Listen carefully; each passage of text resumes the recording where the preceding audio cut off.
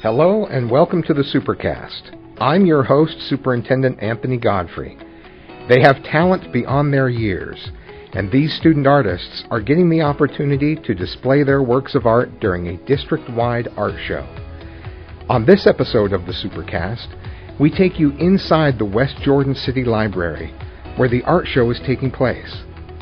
There you will find some incredible middle and high school student artwork, featuring everything from paintings and drawings to sculptures and photography. The pieces are unique and colorful, all created by our very own Jordan School District student artists. We're here at the Viridian at the West Jordan Library with Norm Emerson, the Fine Arts Consultant for Jordan School District, and we're here among many great works of art from Jordan School District students. Tell me about this. Well, all year long, these students have been preparing. We talked to the teachers at the very beginning of the school year about the dates and the different categories that we have for the show. We have a 2D, a 3D, and a photography category. And so throughout the school year, these students are just working hard in producing these works of art. And then the teachers each school is given an allocation of how many entries they can submit for the art show. And so really what's represented here is really, it's the cream of the crop. And so the teachers submit these items, and then we bring in two professional artists to judge. And they do so, and they select a best in show in the three categories in 2D, 3D, and photography, and then a number of awards of merit and honorable mention. So altogether we've had close to 80 entries. It's exciting to be able to showcase student artwork like this. Yes, for sure. And not only, I think, is it exciting for us, as we've been setting up the art show and have had it up for a few days, we've seen many members of the community come over and spend a lot of time really enjoying these works of art and reading the student statements that they've written. Each work has a label where the students have had a chance to write an artist statement, and I think it's a good thing for us, for the opportunity for the students, and I think it's a good thing for the library and the community as well. And we appreciate the library for hosting it. I've always looked forward to these shows, and I'm always amazed at the level of creativity, but even more than that, the level of skill that students have. It's really remarkable to be a teenager and to have this level of ability. Well, exactly, and I think that's a tribute to the amazing, really just dedicated, skilled teachers that we have. And then, of course, the hard work and dedication of these students, many of whom are even thinking of having a career in the arts at this point. A lot of these students have entered their work in the Springville Art Museum show, which is a very prestigious show through the Springville Art Museum, and have had their work recognized there. And so what we're hoping for is that these students will truly recognize their talents, and whether or not they go on to a career in the arts or just have it as a way to enrich their lives, we're just really pretty amazed by the work that they do. A great career, a great hobby, whatever they choose, there's a lot to be gained from having an artistic and creative aspect to life. Well, that's right. I think it's been interesting over the last year. I know a lot of friends and family members personally that throughout, for example, the course of the shutdown and the time that we were all in quarantine, many of them turned to the arts throughout that time, and many of them turned to the visual arts. And so I think that they do have a really critically important role in our lives, and I think it's important what they're involved in. All right, well, thank you very much for everything you do to support students. You're right, we have tremendous teachers who spark that creativity and help provide those skills, and students who are working really hard, and I'm excited to talk with them and see their works of art. So thanks again for all you do to help support them. Thanks for coming, and thanks for supporting the program and supporting these great kids. Before we talk about individual pieces of art, we're here with the 5 students from Jordan School District just to talk with them about art, and then we'll get to take a look at each of their individual pieces. How many of you are considering a career in the arts? All right, a couple of you. I would definitely love to pursue a career in art. I just have not decided exactly what, art career I'd be doing, if I'd be concept art or fine art. But yeah, I would definitely like to be able to try it, especially with the success I've had recently. I think it would be really good for me. Yeah, definitely something that I want to do. Dream job, National Geographic, of course, be a photojournalist, but that's definitely far down the line. For those of you who don't view it as a career, is it a hobby that you think you'll continue throughout your life? Yeah, absolutely. My dad recently built a shop in our backyard, and I think that I want to buy myself a kiln and buy myself a wheel, too, to keep working on my ceramics. I'm definitely going to keep painting or drawing or doing whatever artistically, no matter where I am or how old I get. I do want to consider minoring in art or visual arts in college, but for sure I'm going to keep doing it as a hobby. It's just something that I can do to relax or get my mind off of other stuff, and I can just make something that other people would also appreciate and just have fun seeing. How about you? I see this more as a lifestyle choice. I hope one day to open up a pottery studio, and so I can share my interests and hobbies with other people who would be interested in learning how to create these ceramic pieces. Great. Does anyone have a family member that kind of inspired you to get involved in art, who's into art? I actually have an older sister who majored in illustration, and she's taught me a lot about fine art and digital art stuff. So yeah, she's kind of introduced me about lots of parts of the art world, I guess. Great.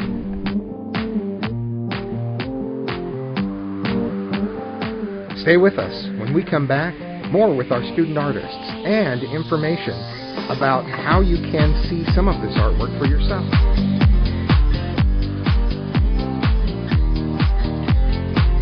It is one of the most prestigious academic achievement programs available for high school students, and we're proud to say it's coming back to Jordan School District. We're talking about the International Baccalaureate IB program, which will be located at West Jordan High School. The IB program supports personal and academic achievement for students at the very highest level. IB diploma courses take place during a student's junior and senior year in high school. All sophomores are invited to consider the IB program for next year. There are no prerequisites for IB, and interested middle school students can start preparing now. Students with the IB diploma have a better chance at getting into some of the most prestigious universities in the world. For more information or to find out if your teen is a good candidate for IB, visit ib.jordandistrict.org or call West Jordan High School. Let's start with you. Let's go to your piece of art, and then I'll track you each down. You guys are awesome. Tell me your name. My name's Annie Lee. All right, Annie, and can you describe for those listening what I'm looking at? This is really stunning. It's really incredible. The level of skill is really something. Tell me about this painting. So the inspiration for this came from my art teacher. She gave us a prompt with a music sheet, and it had some lyrics, and in it was dessert. So I went with an ice cream, and I wanted to have some kind of abstract, unrealistic background with it. So it's just all cotton candy, dessert, things that will give you diabetes if you eat too much of it theme. But I did this because we have to have a sustained investigation or a question you're trying to answer. So mine is what happens when two different perspectives collide. So basically, if you look at the painting, the ice cream is I wouldn't say hyper-realistic, but it's pretty realistic. And then there's little creatures on it that are 2D, sticker-like. So it's just a contrast of when someone's perspective and another one's perspective collide, and they're just different, and you can either choose to embrace it and make it better than it was before, or you can, I guess, clash and make it bad. It also has a lot of implications on current events like COVID, but if you want me to explain that, that's like another whole spiel, but yeah. Well, there are obviously a lot of layers to the work. This looks great, and I really love... Magritte is one of my favorites. I love the surrealists, and there's a lot that's surreal about this. The glistening ice cream is really incredible. It really draws you in. It's a berry ice cream in a huge waffle cone. There's chocolate syrup everywhere, cotton candy clouds, a very disturbing moon with a pig jumping over it. Yeah. So, plus the 2D stickers you described. I also love the pink and the brown colors, the composition. It's really stunning. Thank you. Tell me your name. My name is Amber. All right, Amber, tell me about this piece of art here. So it is an interactive piece. It's supposed to be a self-portrait of me, but I've made it in a way where the face can split into 3 different parts with a series of pull strips. Since I've been working with like pop-up kind of art, I just kind of integrated that in the art that I'm doing now. And underneath the face is like a brain made of like cogs and wires, and it's got like a bunch of like veiny lines going through it to represent kind of like the brain passageways in a drug. So yeah. This is very compelling. Is this graphite on paper? Yeah, so the face is made of graphite, and then the brain with the gears and stuff is just all ink. And what inspired you to make this particular piece? In my class, my AP class, I have a driving inquiry, and it's about technology and how it affects the mind and body. Sure. And that's kind of what it is. It's kind of playing with the idea that technology is a drug, and it parallels with addiction and normal drugs that people use today. That's a fascinating theme, and you've captured it extremely well. The inside the head, all the gears and the technology and that really pulls you in, but then there's also this biological thread through it, this red vein or tissue. Yeah. And now I can pull on this tab at the bottom. Am I supposed to be able to move this? Yeah. Oh, wow. It looks fantastic, and the award of excellence is well deserved. So thank you very much. Thank you. What's your name? My name is Fisher Darton. Okay, Fisher, tell me about this piece. Well, I don't know. First I just started out with a cylinder, and then I started to just shape it to whatever my mind could come up with, and then after I finished shaping it, I decided a lid would look nice on it. So this piece, I wish I could take it out to let you feel, but it's super textured, and it feels like rough but smooth at the same time, and it almost feels bubbly, and it's kind of in the shape of, it's thicker in the bottom, and then it thins out at the top into a kind of like a bottle, and then it's got a triangular lid with a triangle top on it, and I carved lines into the body, little grooves that you can feel and stuff, and then I matched that same design on the lid. It really has an ancient feel to it, like it's been unearthed after many, many years. Is that a look you were going for? Yeah, that's exactly what I was going for. I was hoping that the green would turn out more evergreen rather than the seaweed green that it looked, and that the blacks turned out blacker, but this was the look that I was initially going for.